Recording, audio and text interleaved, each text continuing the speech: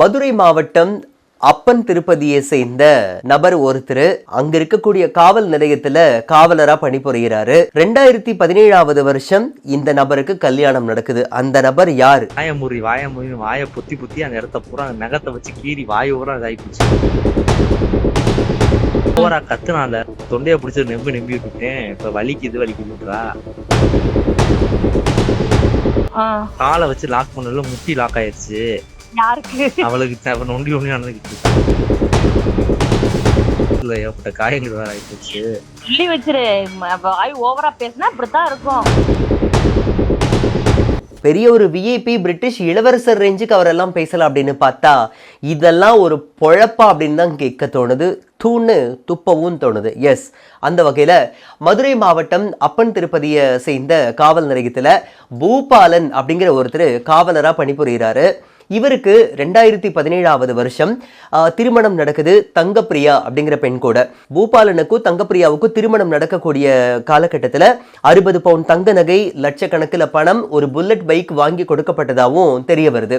அதே மாதிரி கொஞ்ச நாட்கள் கிட்டத்தட்ட 2017 இன்னைக்கு வரைக்கும் திருமண வாழ்க்கையில பல சிக்கல்கள் இருந்தாலும் குடும்ப ஒற்றுமை குலைஞ்சு போயிடக்கூடாதுங்கிற காரணத்துக்காக பல சிக்கல்களையும் கஷ்டங்களையும் பொறுத்துக்கிட்டு தங்கப்பிரியா வந்துட்டு பூபாலன் கூட குடும்பம் நடத்தினதாகவும் தெரிய வருது.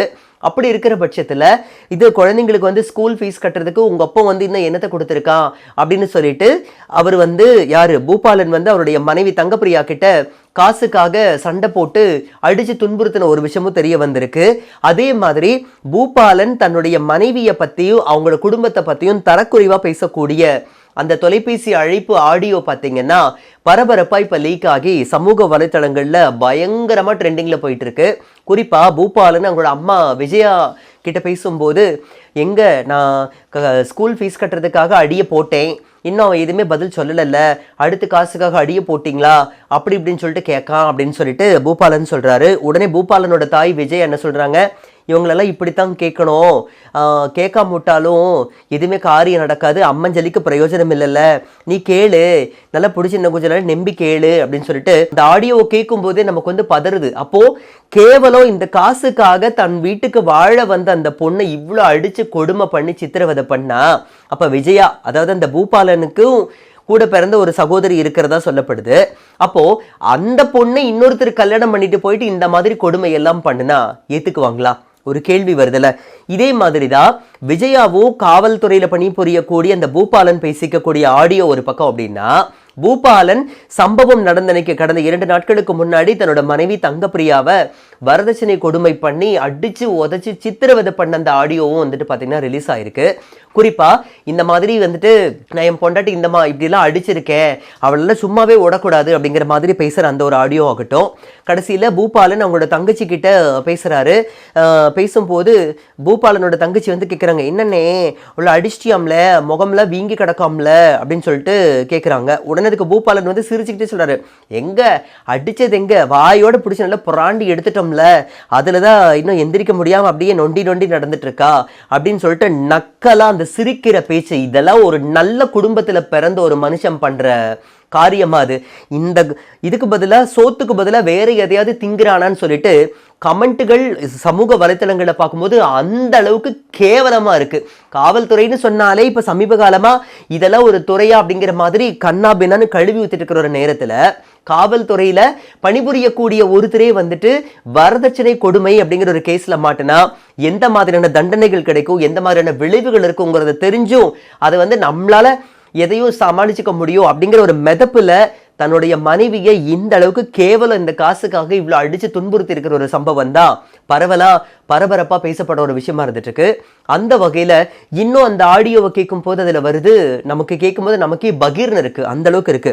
அடியில நான் காலை பிடிச்சு லாக் பண்ணதுல முட்டி அப்படியே மடங்கி போச்சு, நடக்க முடியாம நொண்டி இழுத்துட்டு நடக்கிறா, என்னை கேட்டா இன்னும் கொஞ்சம் நல்லா அடி வெளுத்திருக்கணும் அப்படின்னு சொல்லிட்டு அவர் பேசுறதோ, அதுக்கு அந்த பூபாலனோட தங்கச்சி சிரிக்கிறதோ, அவளெல்லாம் இப்படிதான் பண்ணணும், இனிமே இந்த மாதிரி எது வாய் பேசினா ஓவரா வாய் பேசினா இதுதான் கதிங்கிறத புரிஞ்சுக்கோன்னு சொல்லிட்டு இன்னும் கொஞ்சம் நல்ல 4 தட்டி விட்டுருக்கணும்னே அப்படின்னு சொல்லிட்டு அந்த ஒரு பொண்ணு சொல்லுவாங்கல்ல, ஒரு பொண்ணுக்கு ஒரு பொண்ணு எதிரின்ட்டு, அது வந்து சரியா தான் இருக்கு. அப்பேற்பட்ட ஒரு ரணக்கொடூரமான ஒரு விஷயத்தை வந்து பண்ணியிருக்காரு பூபாலன். அப்போ காவல்துறையில சட்டத்தை மதிச்சு நடக்க தெரியாத ஒருத்தர் எப்படி வந்து அங்க காவலரா வேலை பார்க்க முடியும் அப்படின்னு சொல்லிட்டு சமூக வலைத்தளங்கள்ல நிறைய பேர் கேள்விகள் கேட்ட வண்ணம் இருக்காங்க. இதுல குறிப்பா இப்பேற்பட்ட ஒரு விஷயம் நடந்தும் கூட அது வந்து ஆடியோ லீக் ஆச்சுன்னா என்ன பண்றதுங்கிற ஒரு பயம் கூட இல்லாம அவர் வந்து பேசியிருக்காரு அப்படின்னா எவ்வளவு பெரிய ஒரு தைரியம் அப்படிங்கிறதா நமக்கு வந்து தெரிய வருது. சரி, இது ஒரு பக்கம் அப்படின்னா, ஏற்கனவே திருப்பூர் மாவட்டம் அவினாசி கைகாட்டிப்புதூர்ல சகோதரி ரித்தன்யா கொஞ்ச நாளைக்கு முன்னாடி வரதட்சணை கொடுமையின் காரணமா தற்கொலை பண்ணிக்கிட்ட ஒரு சம்பவம் நாடு முழுக்க அதிர்வலைகளை ஏற்படுத்துச்சு. அதுக்கு அடுத்ததா திருவள்ளூர்ல கேவலம் 1 பவுன் நகை வந்து கம்மியா இருக்கு அப்படிங்கிற காரணத்துக்காக தன்னோட மாமியாருடைய சித்திரவதை தாங்காம அங்க ஒரு சகோதரி தூக்கு மாட்டி தற்கொலை செஞ்சுக்கிட்ட ஒரு சம்பவம். அதுக்கு அடுத்ததா மதுரையில யூடியூபர் சுதர்சனுடைய மனைவி அந்த தனியார் மருத்துவமனையில பணிபுரியக்கூடிய மருத்துவர் விமலா தேவி காவல்துறையில புகார் கொடுத்ததன் பேர்ல இப்போ மாப்பிள்ள வந்துட்டு கம்பி என்றாரு அப்படின்னு சொல்லிட்டு நம்ம கேள்விப்பட முடியுது. இப்படி பல விஷயங்கள் இந்த வரதட்சணை அப்படிங்கிற ஒரு பேச்சு இந்த காலத்துல எல்லாம் இல்லை அப்படிங்கிற மாதிரி நம்ம நினைச்சிட்டு இருந்தோம். ஆனா சம்பவங்கள் எல்லாம் பார்க்கும்போது வரதட்சணை அப்படிங்கிறது ஆதி காலம் தொடங்கி இந்த காலம் வரைக்கும் இருக்கா அப்படிங்கிறது இந்த மாதிரி சில சம்பவங்கள் நடக்கிறத வச்சுதான் நம்மளால உறுதிப்படுத்தப்பட முடியுது. அந்த வகையில காவலர் பூபாலன் தன்னுடைய மனைவி தங்கப்பிரியாவை அடிச்சு துன்புறுத்தி இப்ப அவங்க என்ன பண்றாங்கன்னு பாத்தீங்கன்னா மதுரை ராஜாஜி அரசு தலைமை மருத்துவமனையில தீவிர சிகிச்சை பிரிவில் அனுமதிக்கப்பட்டிருக்காங்க. ட்ரீட்மெண்ட் எல்லாம் போயிட்டு இருக்கு. உண்மைக்குமே அந்த சகோதரி தங்கப்பிரியா சீக்கிரமா இந்த ஒரு கஷ்டத்திலிருந்து அவங்க மீண்டு வரணும், அவங்க நல்லா இருக்கணும்னு சொல்லிட்டு நாமளும் வேண்டிக்கலாம். அது மட்டும் இல்லாம இப்பேற்பட்ட ஒரு கொடூரமான ஒரு செயல்ல கேவலம் காசுக்காக தன்னுடைய கையால் ஆகா தனத்தை வந்துட்டு உணராம அடுத்தவங்க வீட்டுல ஓசியில வாங்கி திங்கணும்னு நினைக்கிற ஈன பிறவிகளான இந்த பூபாலன் மாதிரி பல ஆண்களுக்கு இந்த ஒரு சம்பவம் முன்மாதிரியா இருக்கணும். அதே மாதிரி வரதட்சணை கொடுமையில கணவர்கள் தப்பு பண்ணியிருக்காங்கிறத நிரூபிக்கப்பட்டால் கடுமையான தண்டனைகள் கொடுத்தாங்க அப்படின்னா வரும் காலகட்டங்களில் இந்த மாதிரியான வரதட்சணை கொடுமைகள் இருக்காது, பெண்கள் அடி உதைய வாங்கணுங்கிற அவசியம் இருக்காது அப்படிங்கிற ஒரு விஷயத்தை தான் சமூக ஆர்வலர்களும் சரி அந்த சோசியல் மீடியால நம்ம நெட்டிசன்கள் இருக்காங்கல்ல அவங்க சொல்ற விஷயமும் இதுவாக தான் இருந்துட்டு இருக்கு. ஆக மொத்தத்துல இப்பேற்பட்ட விஷயங்கள்லாம் நடந்துட்டு இருக்கிற நேரத்துல கல்யாணம்னா என்னன்னு தெரியாம கூட நிறைய பேர் இருக்காங்க. கல்யாணத்துக்கு பொண்ணு கிடைக்காம இருக்கிறவங்க எல்லாம் என்ன சொல்றாங்க அப்படின்னா, ஏன்பா அவன் கல்யாணம் ஒன்று நடந்தா போதும், நம்ம ஏதோ கஷ்டப்பட்டாலும் சரி நம்ம கட்டிக்கிட்டு வர அந்த மனைவிக்கு வந்துட்டு 3 வேளைக்கு சோறு போட்டு சந்தோஷமா நிம்மதியா பார்த்துக்கிட்டாலே போதும்னு நினைக்கிறோம், எங்களுக்கெல்லாம் நீங்க பொண்ணு கொடுக்குறீங்களா?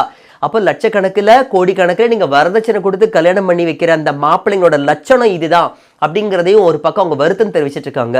ஆக மொத்தத்துல கல்யாணம் சொர்க்கத்துல நிச்சயிக்கப்படுது அப்படின்னு சொன்னாங்கன்னா அந்த கல்யாண வாழ்க்கை சொர்க்கமா அமையுதா இல்லையாங்கிறது அங்க போய் பார்த்தாதான் தெரியுது. எங்க ஊர் பக்கம் ஒரு பழமொழி சொல்லுவாங்க, வாய்ப்படைத்தான் கல்யாணத்துக்கு போய் பார்த்தாதான் தெரியும் அப்படின்னு சொல்லுவாங்க. அந்த மாதிரி தான் இப்ப இந்த காவலர் பூபாலன் தன்னுடைய மனைவிய இந்த அளவுக்கு வரதட்சணை கொடுமை பண்ணது மட்டும் இல்லாம இப்போ தன்னுடைய தங்கை கிட்ட அந்த பேசின ஆடியோ தான் செம்ம வைரல்ல போயிட்டு இருக்கு.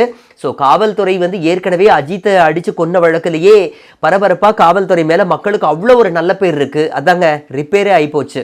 அப்படி இருக்கும்போது காவல்துறையில பணியாற்றக்கூடிய ஒரு ஊழியர் இப்படி வந்து கீழ்த்தரமான செயல்ல மாட்டிக்கிட்டு இப்ப மானம் கெடுறாரு அப்படிங்கிற ஒரு விஷயம் தான் பரபரப்பா பேசப்படுது.